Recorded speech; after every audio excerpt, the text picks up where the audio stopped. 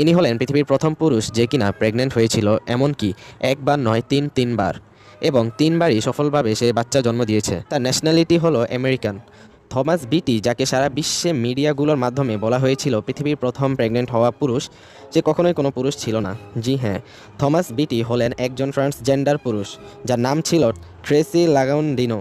এখন আসি থমাসের প্রেগনেন্সির যাত্রায়। শুরুর দিকে যখন ট্রেসি পুরুষ হতে চায়, তখন একই সাথে সে মাও হতে চেয়েছিল, যার ফলে 1997 সালে ট্রেসি যখন তার সার্জারিগুলো কমপ্লিট করে, অর্থাৎ তার ব্রেস্টগুলো সরিয়ে ফেলে এবং মুখে দাড়ি লাগানোর জন্য হরমোনাল চেঞ্জেস ঘটায়, তখন সে তার সেক্সুয়াল অর্গানগুলোকে সরায় না, বরং সেগুলোকে অক্ষত রাখে। থমাস শুরুর দিক থেকেই প্রেগনেন্ট হতে চেয়েছিলেন এবং নিজেই সন্তান জন্ম দিতে চেয়েছিলেন, কিন্তু যখন সে জানতে পারে যে তার ওয়াইফ ন্যান্সি কখনোই মা হতে পারবে না, কেননা সে আনফার্টাইল ছিল, তখন থমাস সিদ্ধান্ত নেয় যে সে প্রেগনেন্ট হবে এবং নিজেই বাচ্চা জন্ম দিবে।